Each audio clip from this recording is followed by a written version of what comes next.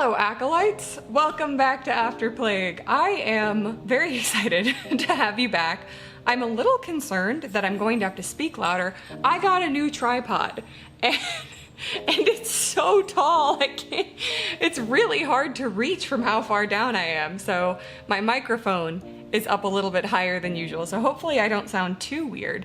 But anyway, today we're getting started on our July reading wrap up. I know it's a little bit late. I'm sorry. I've been working really hard on some stuff, but I did upload my mid-year reading wrap up a couple weeks ago. If you want to check that out, I'll put it in the iCard, I think it goes up there. So yeah, click on that if you want to see. But today we are doing the July reading wrap up. I'm really excited to get started. If you haven't checked out my reading stats video, go ahead and do that. Also, my dogs, they're play fighting right now. They're being very active right now.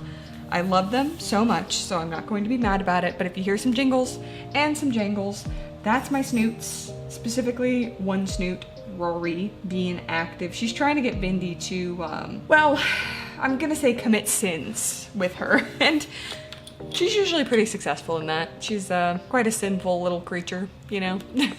You'd think after doing this so many times I would just know, you know, but I don't. I'm filled with fear every single time. My lines are a little wiggly, but that's not a crime. It's just not. It's not a crime. This is a brand new eraser, and it's giving me goosebumps because I hate the sound of it on the paper. One of my, oh God, it's so bad. It's making my skin crawl. It's like nails on a chalkboard to me. Ugh, horrible. Ugh. Don't mind that I'm literally doing these lines in an insane pattern, okay? It makes sense in my head.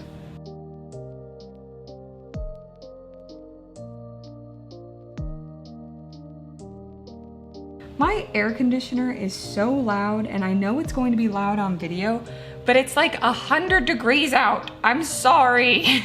I know it's gonna be loud on the video.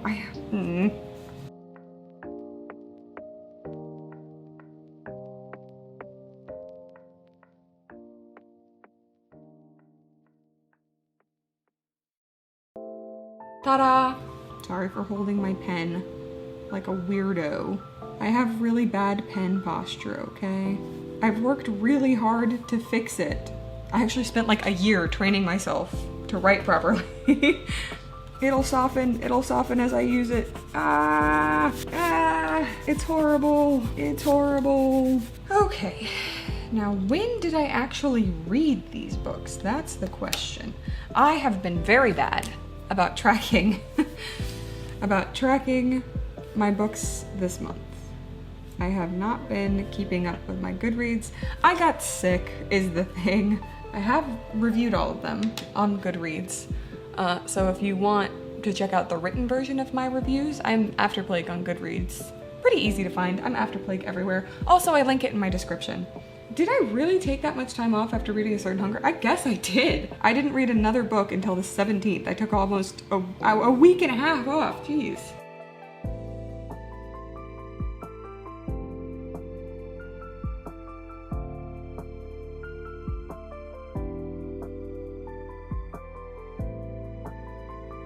It's an interesting reading month for me. A little all over the place, but when am I not all over the place? Oh, I don't have my letter stamps. I knew I was forgetting something.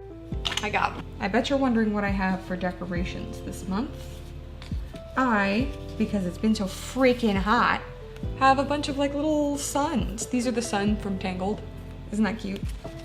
And then I also have the sun tarot cards. They're kind of cute, right? And then I have some patterns, of course. We would be incomplete without patterns.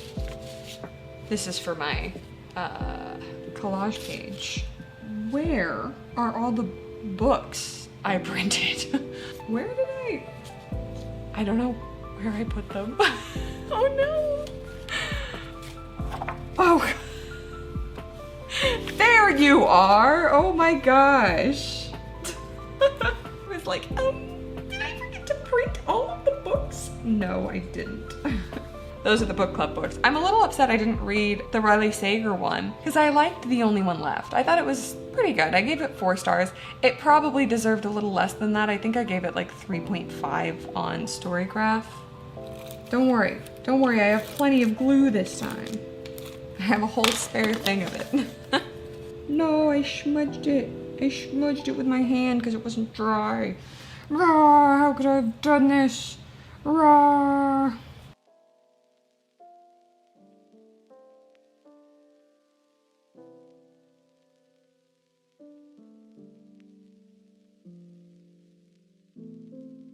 So my TBR for this month was mostly books that were coming in from the library. Markers. Ready to see this beautiful display? I only ever use this marker. Those are some of the most perfect lines I've ever drawn.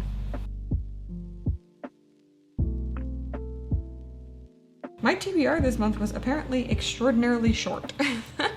Those were on my TBR because they came in at the end of June, and so I had a little bit to read them.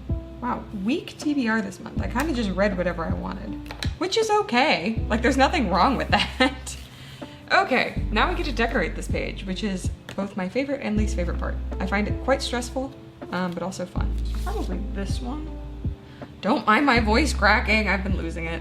To emphasize July. You know, July, like it's a jump scare. July! I wish I printed more of these suns, but they were such a pain in the ass to cut out. I'm kind of glad I didn't. I got some of these guys that I could put down here. Would that be cute? Yeah, I think so. Let's see, what other orangey things do I have? I also have these fruits, whatever those are.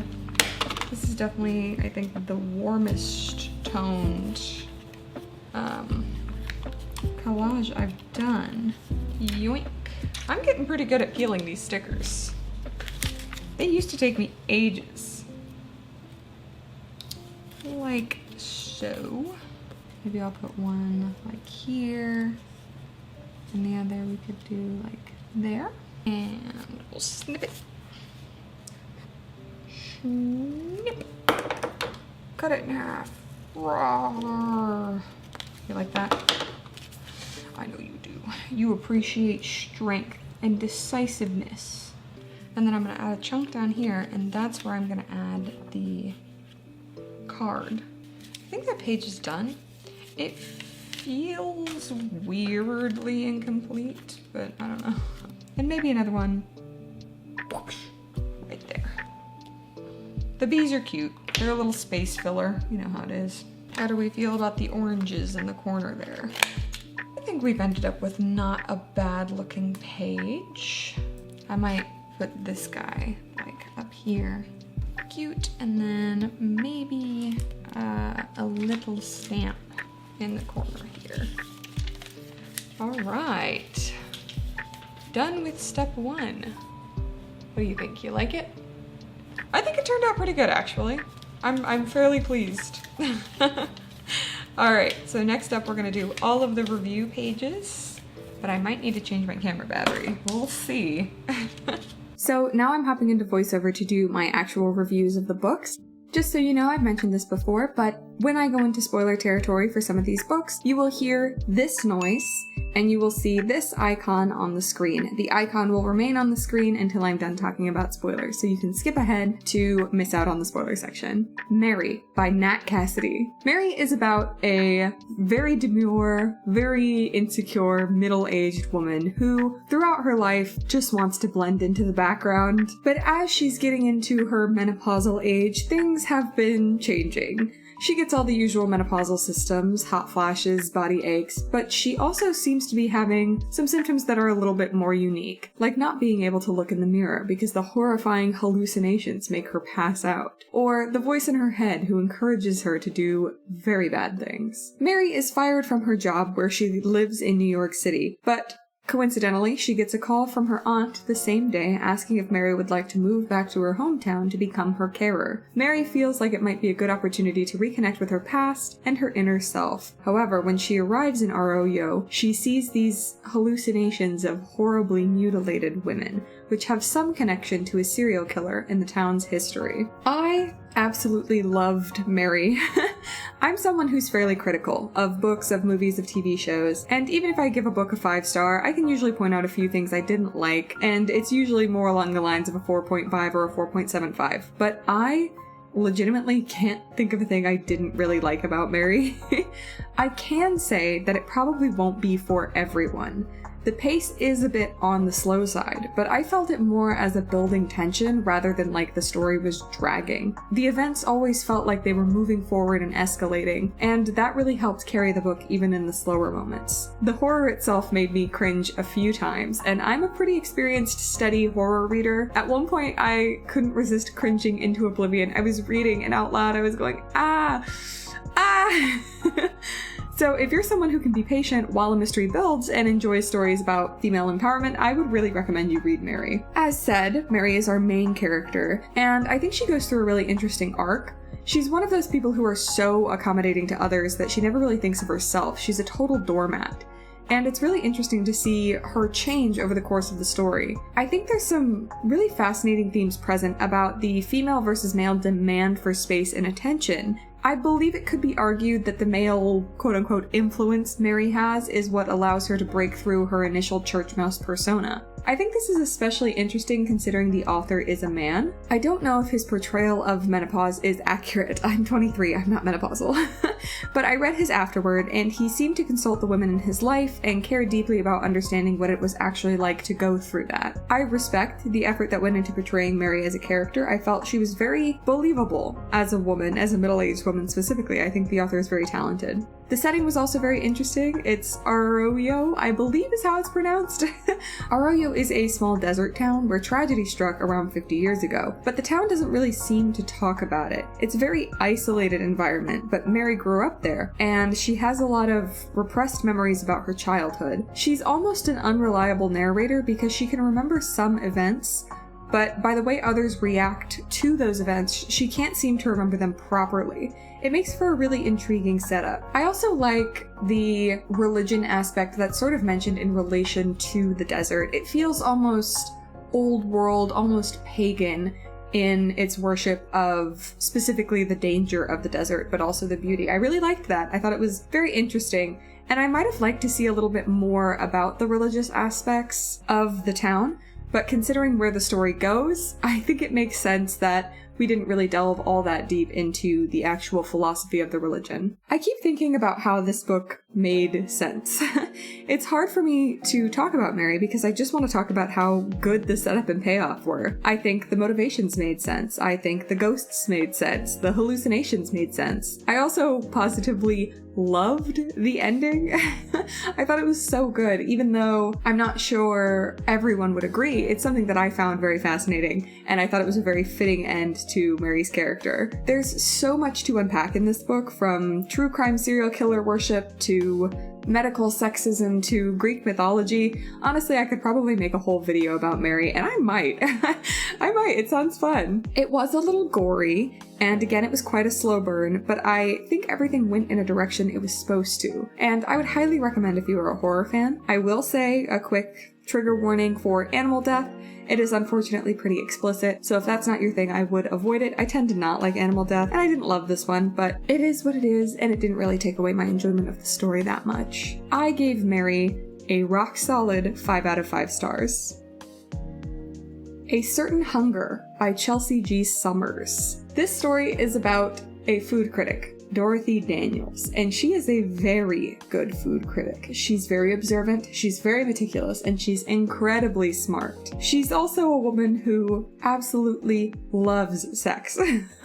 She hasn't really found a long-term partner, but she makes the best of her single life. She travels, she writes, she loves, and she eats a lot. But There's something wrong with Dorothy. She is a psychopath. Literally and clinically, she's a psychopath. She is currently writing this account that we're reading while in prison for murder. She's in prison for life. And Dorothy decides to confess to some other murders that the legal system does not know about. I can't stop talking about A Certain Hunger. There were some things I strongly disliked about this novel, but the main character is so iconic. That's the only way to describe her. I'm gonna get the negative out of the way first.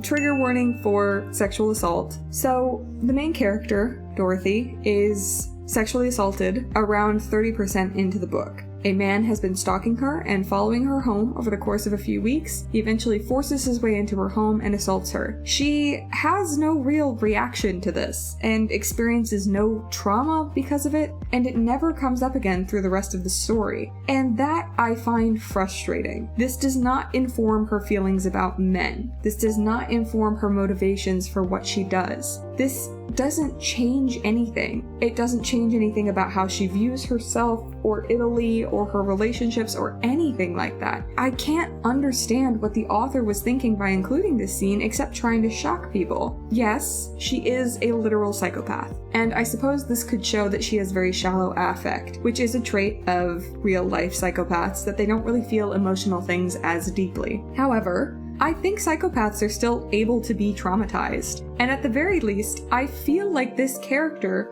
would be more offended by this happening. She's somebody that very much values sex, and that includes the tension and the lead up and everything involved in that. In her mind, in her world, I would imagine that this is the sexual equivalent of eating fast food, which would be highly offensive, deeply offensive to her. And so I don't understand why she has no emotional reaction to this whatsoever. I don't understand, and I really, really disliked it.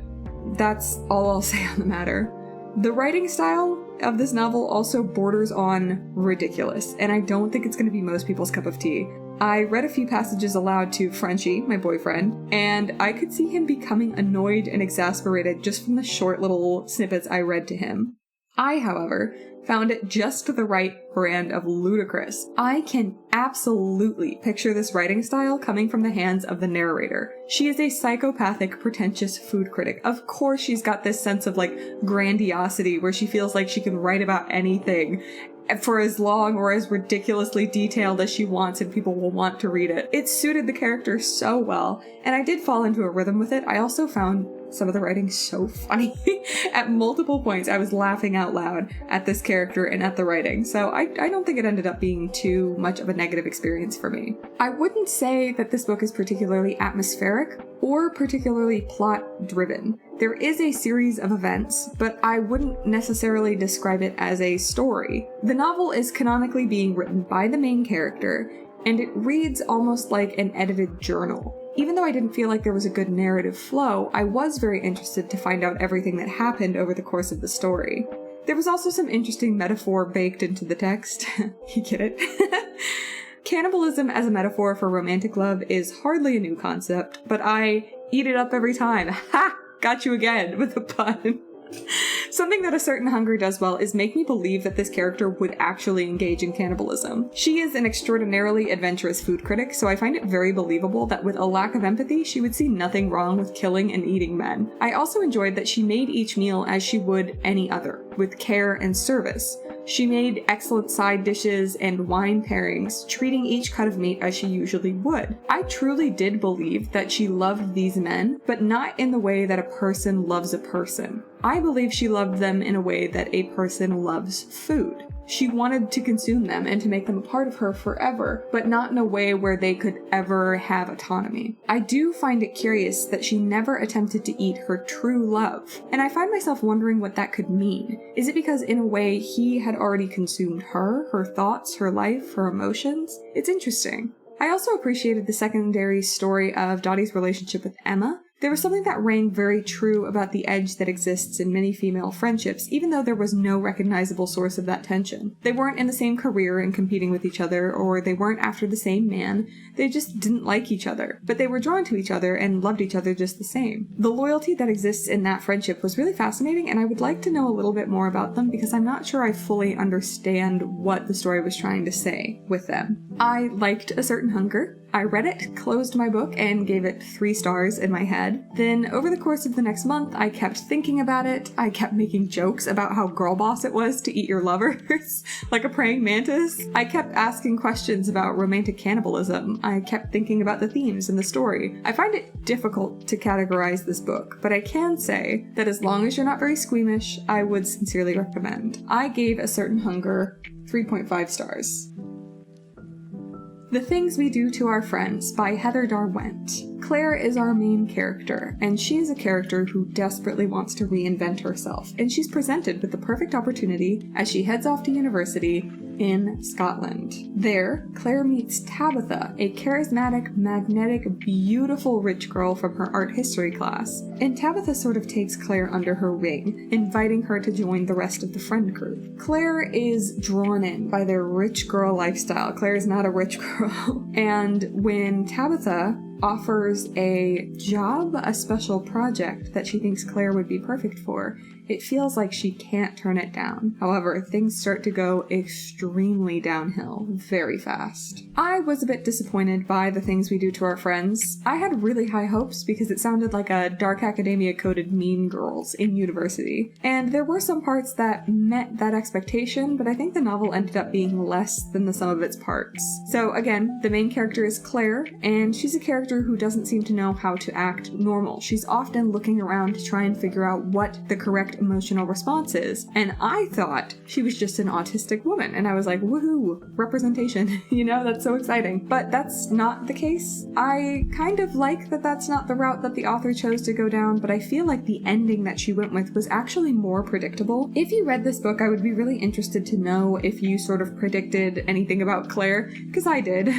I was like, I know. So Claire is leaving for university, and she's really desperate to make friends, and that's when she's drawn in by the whirlwind that is Tabitha. So I'm going to pause real quick and say that I listened to the audiobook version of this, and I'm so sorry. It was one of the worst narrations I've ever heard. I know it's a hard job to narrate an audiobook and make each character distinct, and I have never listened to anything else by this audiobook narrator, but I couldn't stand the narrator's interpretation of these characters. Tabitha was always yelling for some reason. It was always the top of her voice. I don't understand. And one of the other main characters, Imogen, had the most nasally voice. It was cartoonish. I have never considered DNFing a book based off the audiobook narrator until now. I was like, I'm gonna DNF this book and just pick up the ebook because I can't stand this. I did end up toughing it through, but I would not recommend the audiobook at all. Don't listen to the audiobook. If you're interested in this, read it as an ebook or get it as a physical copy. Back to what actually affects the writing, back to whatever the author actually says. I think the characters are strange. They all circle around Tabitha, desperately begging for her approval, and we never really understand why. The author just writes her that she has this unbeatable charisma, like a force of nature, and everyone seems to go along with it. But every time the characters begged for Tabitha's attention, I couldn't understand why. It's not like everyone else is after her money or something like that. They're all rich too. I don't know. She was kind of portrayed as a dangerous sadist with no real empathy towards others, which I did kind of enjoy. Psychopathic women are always interesting to me. But she never really had that coldness that you would expect from that kind of character, which was an interesting choice. However, she was whiny, almost like a child throwing temper tantrums. I just didn't get it. I didn't get it. I have this whole spoiler section that I could go into, but I don't want to. I'll give a short spoiler section, okay? The business that Tabitha is proposing is honey trapping. She and Claire, they would be hired by married women to essentially loyalty test their husbands so that the women would have evidence of cheating in the event of a divorce and be able to take the guy to court and blah, blah, blah, blah, blah. It's fine. As far as businesses go, I don't know how I feel about it because it's not necessarily a bad thing. It's kind of in a gray area, but it feels kind of icky. I don't know. It's entrapment, which is not legal if you're a police officer, but I don't know if it's illegal if you're a private company, you know? I don't really know anything about that. It was fine. It was kind of boring. I don't know. I don't know if you can hear how down I am talking about this book. I predicted the ending. I knew exactly what was going to happen to a T. The only thing I kind of didn't see coming is that the first chapter was not necessarily what I thought it was, and I thought that was a pretty decent twist. A good enough twist ending. I really wanted to like this book. I love rich, snobby college students falling to pieces. I love Regina George vibes, and I love female psychopaths. I was just not vibing with this book. The writing was good at times, but I never really felt immersed in the story. I don't know. Again, I kind of liked the ending. It seemed fitting for Claire, if not necessarily a good ending. I sound like I hated this book. I didn't. It was just, I gave it a very mid rating, and I feel like it's very mid, but because of that, it's not fun to talk about, and it's not fun to hate on. It's just whatever. So I gave The Things We Do to Our Friends 3 stars. Babel by R.F. Kuang. This is a story about Robin Swift, who is a boy from Canton who was orphaned after a cholera outbreak. The mysterious Professor Lovell saves him from this cholera outbreak, treats him, takes him to London, and trains him in Latin, Ancient Greek, and Chinese in preparation for him enrolling in Oxford University's Royal Institute of Translation, colloquially known as Babel. This is a translation center in the world, which also leads into the magic system. In this world, silver working is the art of manifesting meaning through translation for enchanted silver bars. It's complicated, and I will get into it. Robin is enjoying his time at school until he runs into a mysterious character stealing from the school that teaches him that maybe what Babel is doing is bad for the world. There is a reason that Babel is often recommended. It's rated very highly, and I hear a lot of people talking about how good it is, and that's because it's good. I will say, right off the bat, I didn't care for the footnotes gimmick. I understand it on a metatextual level. The book is supposed to be an account written by a character in the story, and obviously most of the characters are academics. This is very likely how a real non-fiction account would be annotated. However, I read Babel as an ebook, which means that the footnotes were not at the bottom of the page. Instead, there were 200 pages at the back of the book, each with a singular footnote on it. I was aware of this before I started reading because I had been warned by Carrie Can Read by her video on Babel, but the experience of having to click the hyperlinked asterisk to get to the footnote and then do it again to get back severely interrupted my reading experience, and on most occasions, I found that the footnotes did not add any necessary context. A lot of times they were not important at all, and so I felt like I had wasted my time. I will also say that this is a very slow-paced book. It was long, and I do believe that it dragged in several places. I think around 100 pages could have been cut, and the story and messaging still would have come across just as well, but I'm not the author. She clearly felt that all of this was important to the plot, and I respect that. I can't even really think of anything that insightful to say that hasn't already been said. The world building is extremely interesting. Silver is very ingrained in the society of London and in the story of Babel as a whole, and it's very well thought out. I will say that the magic system is dense and opaque. It's extremely difficult to understand how silver works, even though there are multiple long-winded explanations, multi-page explanations.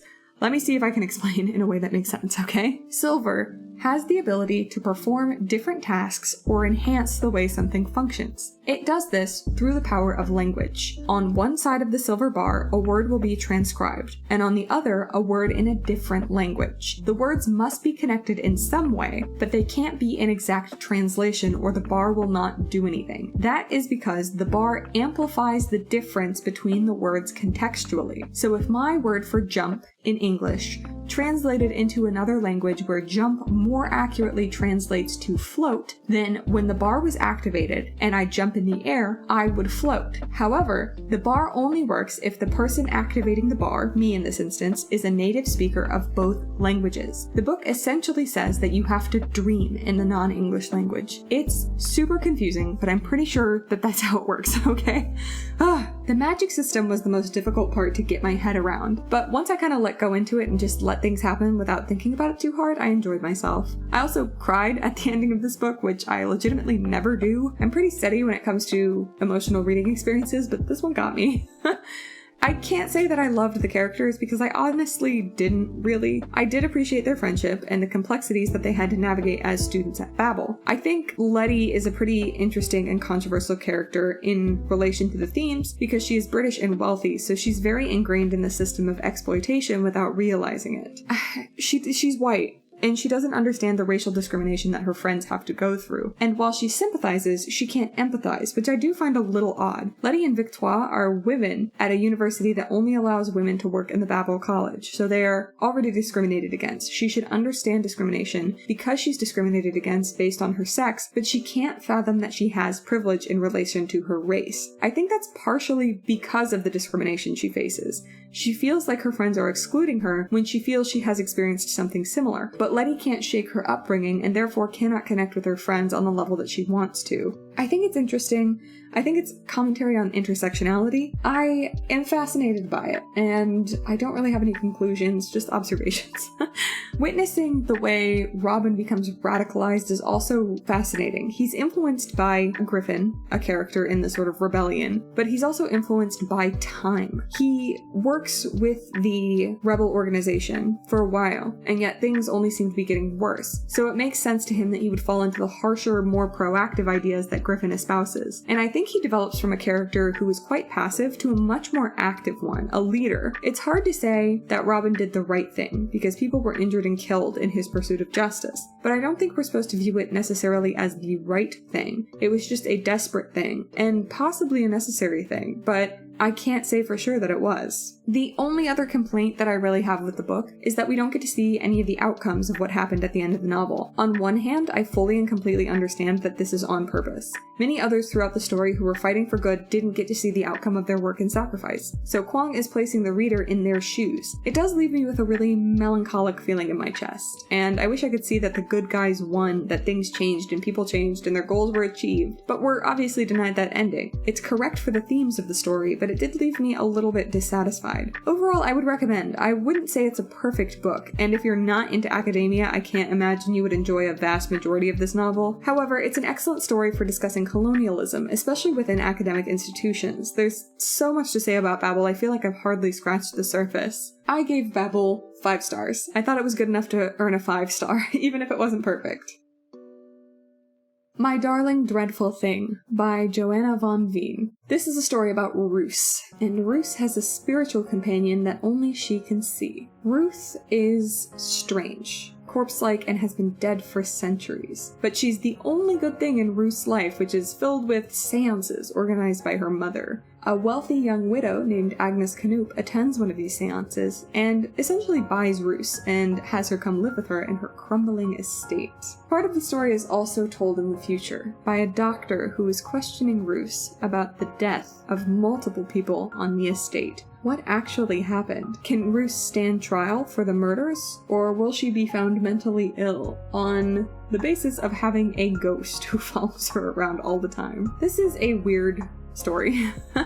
I haven't heard anyone talk about this book. I tend to get recommendations based on familiar authors or recommendations from others, but I found this book just scrolling through the random tab on my library at Libby. The premise was really intriguing and I really liked the cover and it sounded really interesting, so I placed it on hold and waited. I can't believe how much I liked this book and no one I know is talking about it. I will say, it's not an action-packed story, it's more of a literary experience. But I enjoy novels like that. I listened to this as an audiobook and I sincerely and truly would recommend this audiobook. The narrator was excellent. More than anything, this book was dripping in atmosphere. The setting was so gothic and haunting, and the writing was vivid. This is one of the only books I've read that I would give a 10 out of 10 on atmosphere. I felt so immersed in the flowing prose and the sensations that were described. It's almost impossible to overstate how atmospheric this book was. However, as I said, there wasn't much of a plot. Oh, I forgot to mention, the audiobook, it's great, except the main character's name is Roos, R-O-O-S, and her ghost is named Ruth, R-U-T-H, which those names, when spoken auditorially, Roos and Ruth, are incredibly similar. So thankfully, Roos's name is not said that much in the book, but dear lord, why would you do that? Why would you give two of your main characters names that are so similar? What the heck?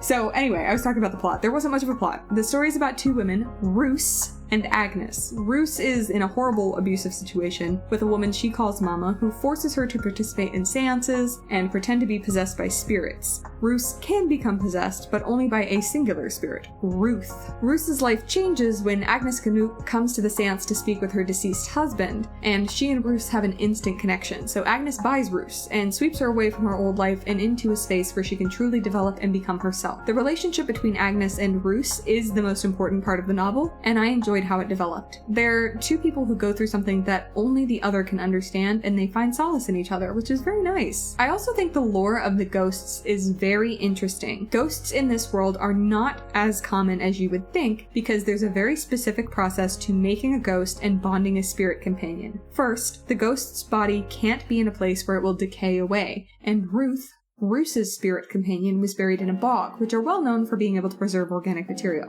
Secondly, a human must feed the spirit their blood and name them. This bonds the spirit to the person, and generally the spirit will feel like a guardian towards their person. I think it's really fascinating how old the ghosts are in My Darling Dreadful Thing, and how much they don't feel human. Ruth and Peter, the other ghost, are so old that they kind of forget what being human looks like and feels like, so their bodies and faces will often change. They don't look or act human in the slightest, and it makes them kind of a source of tension. I was never really fully comfortable with Ruth because she seems prone to violence, like an animal, kind of. I liked the story of the Canoop family as well. There's a lot of trauma and a lot of secrets within the family that are revealed over the course of the story. I will say I was a little put off by one plot point, but I understand to a degree why it was included. Trigger warning for incest. Miss Canoop, Agnes's sister-in-law, and Agnes's husband were romantically and sexually involved to the point that Miss Canoop became pregnant. She lost the baby, but Miss Canoop says it was to keep their bloodline pure because Agnes is not white. There's also some, again, religious undertones. There's like these saint statues that were made by a member of the family. I think it's the father-in-law. And I find them fascinating. I'm curious to read what others thought what they could mean symbolically. I'm not very familiar with the Catholic Church or the Catholic saints, so I did not really know anything symbolically about them while I was reading, but I would be fascinated to learn more. Roos is a really timid character, but I liked her nonetheless.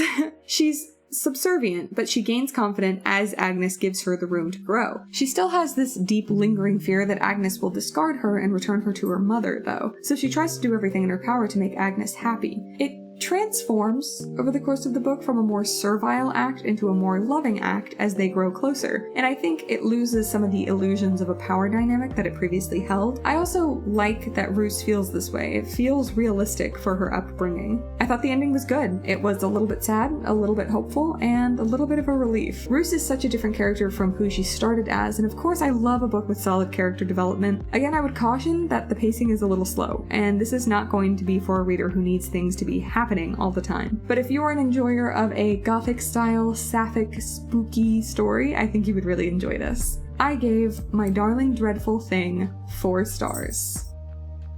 Local Woman Missing by Mary Kubica. Shelby Thibault goes missing, and not long after, Meredith Dickey and her 6-year-old daughter Delilah vanish just blocks away from where Shelby was last seen. After a search that yields very few answers, the case goes cold. Now, 11 years later, Delilah returns, and everybody wants to know what happened to her, but no one is really sure what they'll find. I am very disappointed.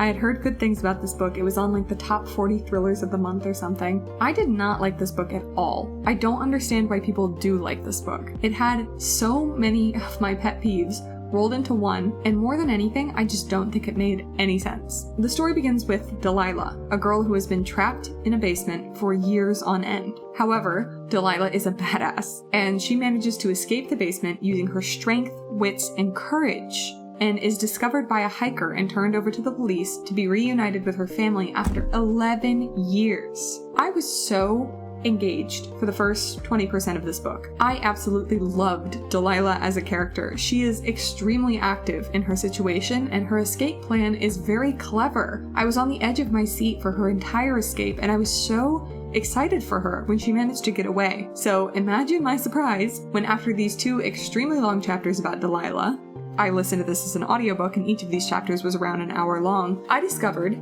that we never returned to her POV. I would have been so interested to see Delilah trying to re-engage with her life after being away from society for so long. I can somewhat understand why the author didn't return to her POV based on a twist, but come on. I was presented with a great character, and I was given a ton of time to get to know her, get inside her head, and then the rest of the book is filled with POVs that aren't anywhere near as interesting. Everything happening in the present timeline is through the eyes of Delilah's younger brother, Leo, and he sucks. He's petty and dumb, and he keeps insinuating that Delilah is lying about being kidnapped, which is a pretty horrible thing to think, especially considering the condition that she's in. His chapters are also all written in second-person perspective, which I completely hate, but that's more of a pet peeve of mine. Other people might like it. I hate second-person perspective. The story that's happening in the timeline of 11 years ago is interesting, but I don't think it's nearly as interesting as what's going on with Delilah. It's also a bit confusing, because Leo is our present-day timeline, Kate is our 11 years ago timeline, and then Meredith is 11 years ago plus 2 weeks ago from that, or something along those lines. It's a bit too much bouncing all over the place. I didn't care for any of the characters. I don't really know what I was supposed to get attached to about Meredith. I liked that she was a strong doula that advocated for her clients, but I don't think she was smart, active, or an engaging character. Kate, our other POV, is basically nothing. She's just a POV. B was also generic good neighbor. I didn't really care for any character except Delilah. I'm gonna spoil probably a lot of the big twists, so I'll do my best to explain this. I feel like you won't understand this book unless I spoil it for you. You're not missing out on much if you don't read. I'm serious. So Shelby Tebow went missing a week before Meredith and her daughter. In the Kate timeline, Kate and her wife B are searching for them. In the Leo timeline, we found out that Shelby's husband went to prison for her murder and has been behind bars for 10 years. In the Kate timeline, we find out that he's suspicious and has anger issues and knows that Shelby was cheating on him. Seems like he's the killer, except this is a thriller, so definitely not. Kate and B in the Kate timeline find out that the Tebows were suing their obstetrician because while Shelby was giving birth, their doctor caused brain damage to the child. Who was their doula? Meredith. So there's a lot of evidence building against the obstetrician. In the Meredith timeline, see how confusing this is? In the Meredith timeline, we find out what actually happened. Meredith and B were celebrating B's birthday and got drunk at a bar. B drives them home, drunk, and hits and kills Shelby. Then, Meredith is peer pressured into hiding the body and disposing of evidence because she thinks her husband will think less of her if she was riding in the passenger seat while B was driving drunk. Girl, if you don't be fucking for real right now, you think hiding a body is the solution to that? Also, they ran her over twice, which is not funny, but it is fucking hilarious, okay? Sorry, mom and dad. Anyway, Meredith starts to crack because she feels bad, so B kidnaps her and Delilah and murders Meredith and makes it look like a suicide. Big twist. I hate this twist so much. The Delilah that has been living with Leo is not Delilah. She is a different kidnapped girl who was kidnapped 11 years ago in a copycat kidnapping. Her kidnappers brainwashed her into believing that she was Delilah. She was the same age. They kidnapped her into believing she was Delilah so they could be a part of the story or something. Also, I'm going to mention this because I hated this twist. In the basement where Delilah was kidnapped, there was another boy who was kidnapped named Gus, but he was captured while they were running away. I was very interested to see Delilah do everything she can to help Gus out, and I got more and more frustrated as Delilah didn't seem to do anything to help. Turns out, Gus was her imaginary friend that she made up due to trauma. I hate that twist. I hate it. I hate it. I hate it. Anyway, B kept the real Delilah in her attic for the last 10 years. And B is a musician, so the attic is like soundproofed and blah, blah, blah, blah, blah. Delilah, the real Delilah, is found and reunited with her family. Fake Delilah is reunited with her family. B goes to jail. The end. Man, I did not like this book. I hated the twists. I thought none of it made any sense. The choices that Meredith makes are terrible, and the only character I was interested in spends the whole story not speaking. The writing was fine. There was basically no atmosphere. The villain came out of nowhere. I can't recommend this. Don't waste your time. Also, this book has one of the worst, most visceral descriptions of childbirth I have ever read. I was legitimately queasy, so I'm gonna put a trigger warning on that. I don't even know what it would trigger, but it triggered me. I almost stopped reading. It was horrible. Don't waste your time on this. 1.5 stars.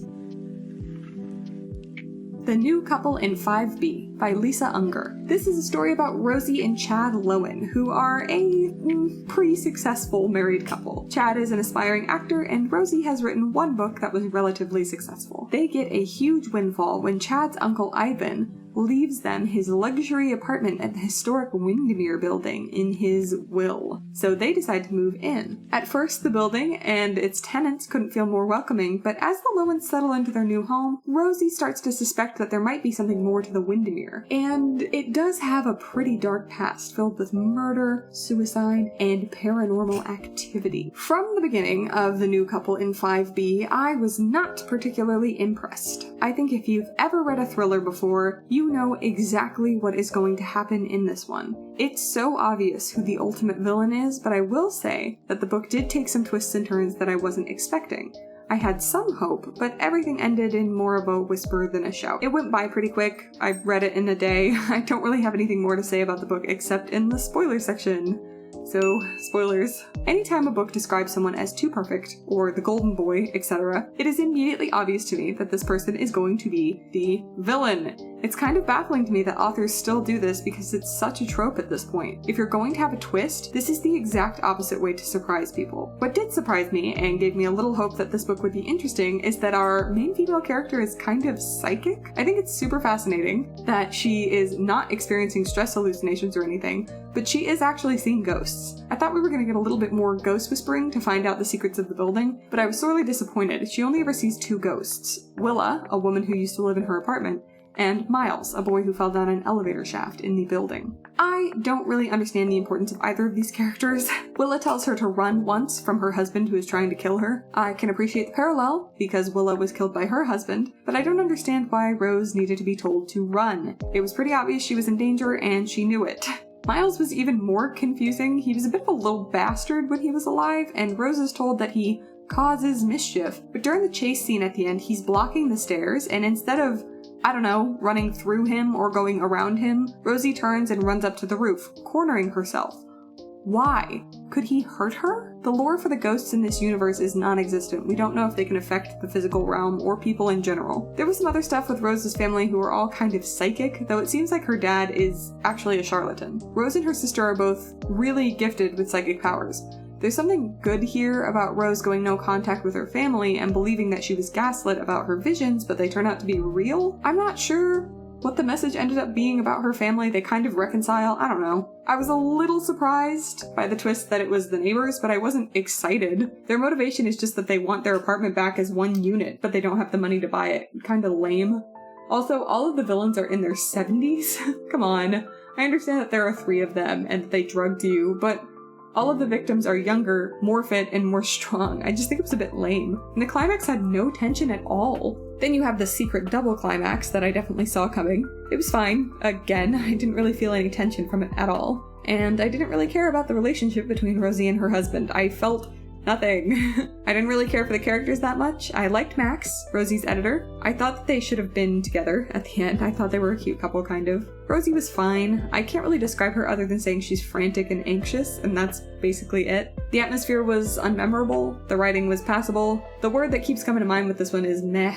I don't feel like I wasted my time exactly, but I can't say I enjoyed the reading experience. I can't even say I would recommend this to you if you've never read a thriller. I guess if you've read every single good thriller out there, read this one. It's just okay. 2.5 stars. Very, very mid. Anyway, that's all the reviews. I'll send you back to myself with my reading journal. And with that, we are done with all of our review pages. A nice 7 books this month. I think that's a good amount. Don't you? So I'm gonna do the collage first because I don't want to run out of supplies. So we'll do our collage and then our stats page, and then I'll fill in the rest of the book with, you know, like my book bingo and my reading challenges, that kind of thing. So the collage. So we've got to do our front collage here. And this is our main piece, our centerpiece, one might say. I'll zoom out a little so you can see a bit. There you go. Oh God. It's a wild one. It's a bit unwieldy. Before I go too much further, I should make the little tab on the side, because I always forget to do that, and then I have to peel up a bunch of layers of stuff to to make the tab. And then of course we'll put stuff on top of that so that it sticks down better. Perfect. Right like that. And then underneath it, going to that side, would be this or this, the lighter one, definitely. Snippy. Do we put like a little sun here? That's cute, right? I don't really want it to cover up too much of the roof. I'm stupid. It's nothing.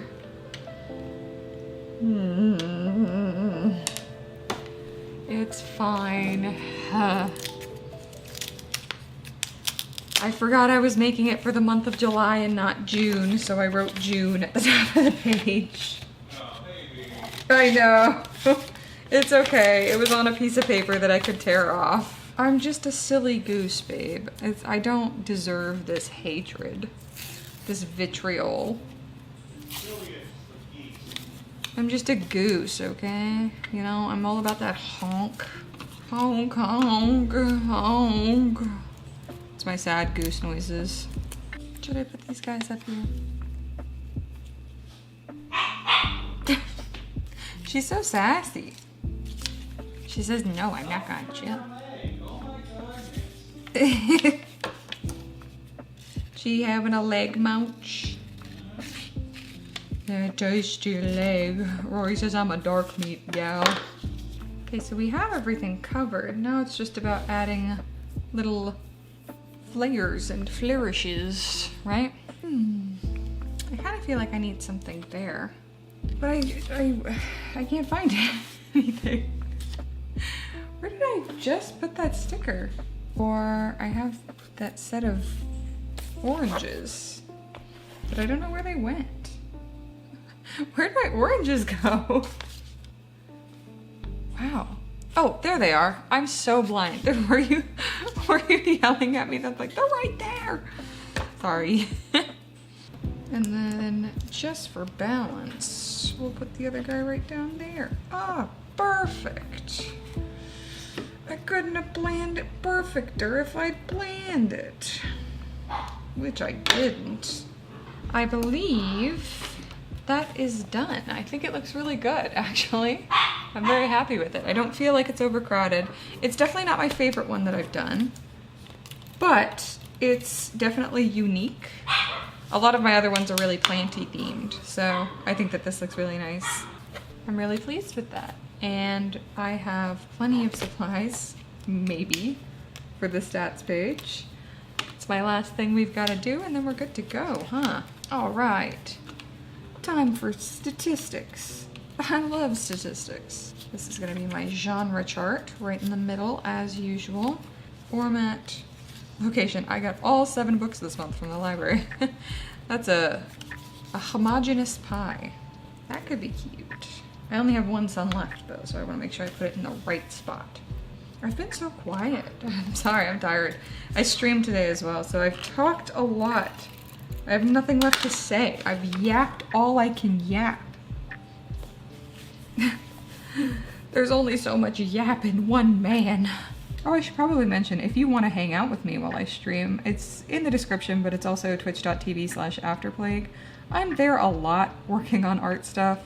I would say usually at least 2 to 3 days a week I'm around on Twitch, doing art stuff, sometimes like rigging, like live 2D VTuber stuff. But yeah, I'm constantly chatting it up over there, so if you want to chat with me on a more personal level, check me out, twitch.tv/afterplague. I say this every reading wrap up, but you know, there's always new people popping in and out. If the number of books read on the genre page looks different from the number of books read per month, that's correct, you're right. It's because I input the first 2 genres. So if a book is like a literary fiction and a horror, I put it in litfic and both horror, so that's why there's always slightly more on that than there actually is Let's see, that's not looking too bad. If we put the little sun in the center.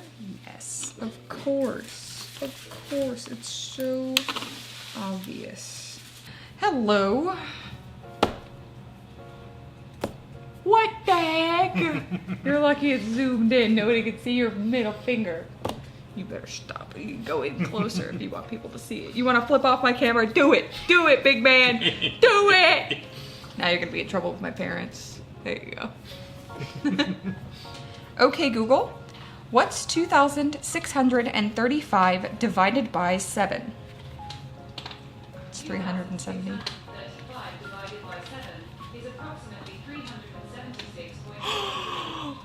Babe! What? I was so close. I said it's 370 and she said it's 376. Okay, so I read 7 books this month, 2,635 pages with an average page length of 376. Oh, I gotta do my stamps for the word genre. God, there's so many stamps. It matches almost nothing else we've done, but I kind of want to put this flower here just to fill this space. I guess this is fine. It's decorated enough. Okay, last page. We've got my star ratings, my best of the month, and my worst of the month.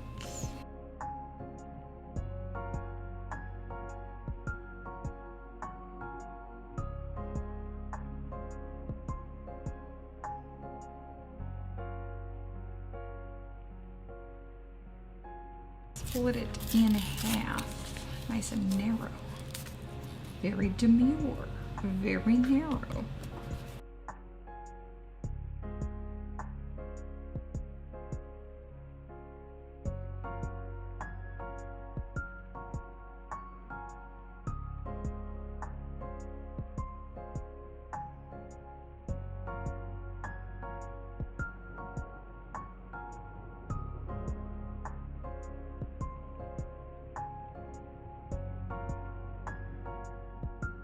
For all the bee lovers out there. I'll give you one more bee just because I know you're asking for it. You're saying, where are all the bees? Let's get into filling some of these pages at the front of my journal here, starting with our book battle, of course. The best book I read this month was, can you see this? Ooh. Mary.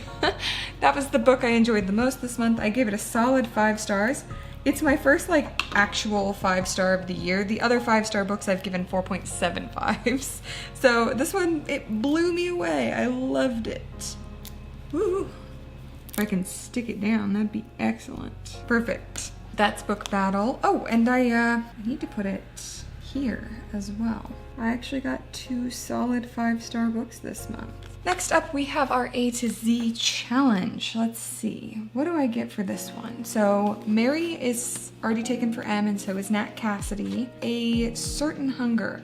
I believe that counts for C, because I don't think articles count when you're doing alphabetization, right? Like A Certain Hunger would be categorized under C. I'm gonna say that it is. So that means that we have earned a C. I don't get the last name, but that definitely counts as a first name, which means C is marked off. I'm running low on heart stickers, I'll tell you that much. Bam. Next up was The Things We Do to Our Friends, which I've already got, by Heather Darwent. I think that's another win for me. Oh my gosh, this title is so long, it's annoying. Oh my gosh, if you can hear the leaf blower in the background, I hate them. They've been here all day. I tweeted about them at 11 a.m. It's 4 p.m. Go away. Of course they're here in the section where I'm filming audio. I wasn't filming audio for like an hour and a half, 2 hours while I was doing the reviews.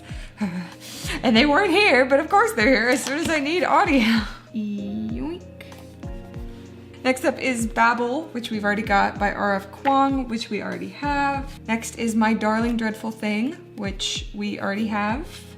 But the author, their name is Joanna Von Veen, which is a V. So I thought that was gonna be challenging, but I've got a V, so that's good. Next up is Local Woman Missing by Mary Kabika? I've already got both of those. Then we have The New Couple in 5B by Lisa Unger. So that one also gets me an author credit. So we got a couple of difficult authors. So let's see, what did we get? We got 3 authors and 1 title. We're looking good. Getting it done. I think we'll have it done in no time. Next up is my Medical Examiner's Challenge. Always a fun one. You guys have been able to see my phone for so long. I can't believe it. That's really annoying. Sorry that you saw that. We can fit Mary down here because that's a short title. 39. So not quite beating out our high score, but pretty close. Okay, my camera died right when I was in the middle of talking, but I'm back and we're doing the Medical Examiner Challenge page. So I was on A Certain Hunger. Also, my dogs are being crazy right now. So if you hear some absolute mayhem, some chaos, that's them. So let's see, A Certain Hunger had 15. That was a weird one to count because there were, I guess, real life death row inmates mentioned.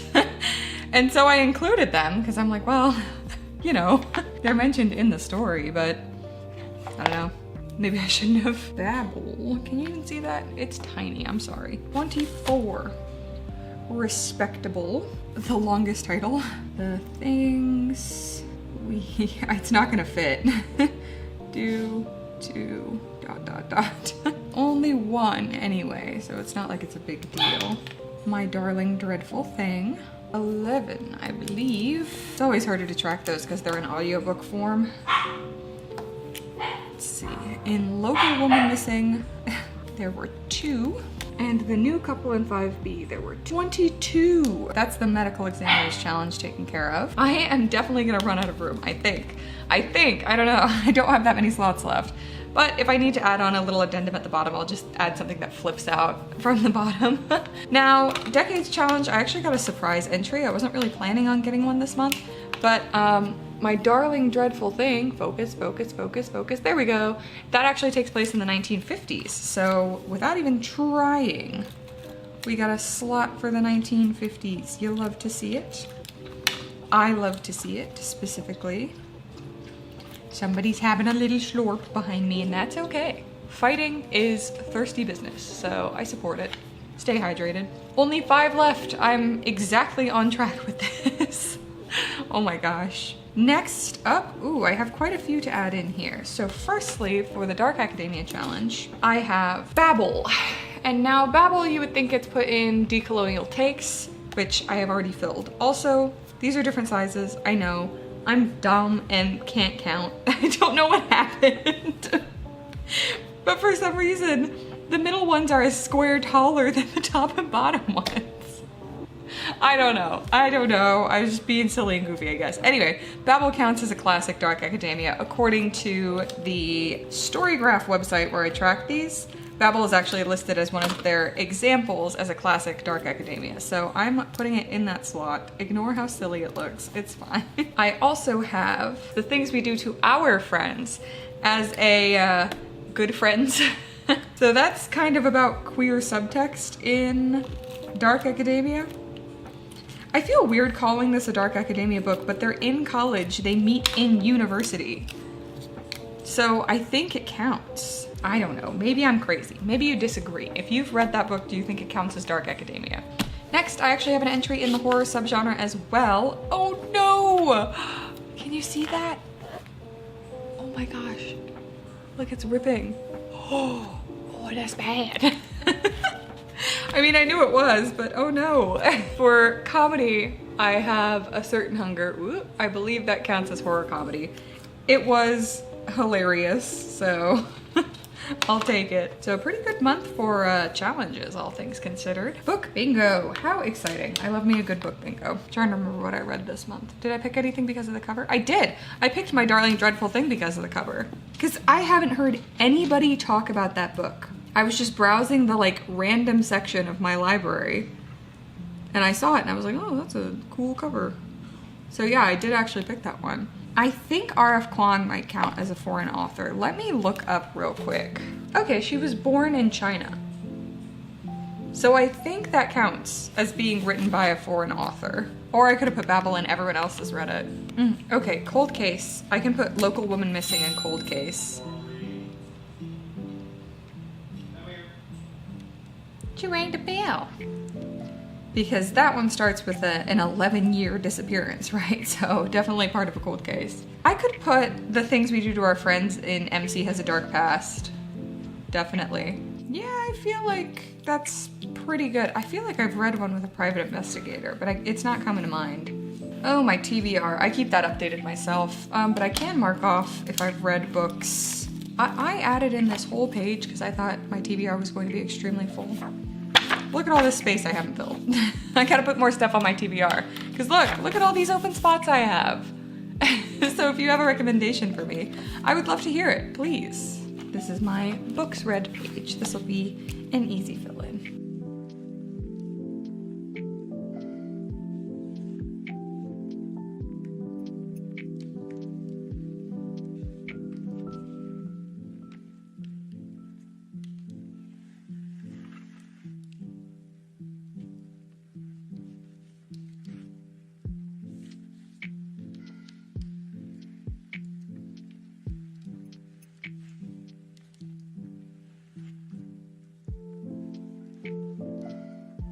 I feel like that's decorated, so let's do a little flip through of what we've done today. And that is it for my July reading wrap up. Some really good books this month. I'm really pleased with having a couple 5 stars to add to my list. So thank you so much for watching. If you like this video, please leave a like, and if you want to see more from me, subscribe. I upload a few times a month.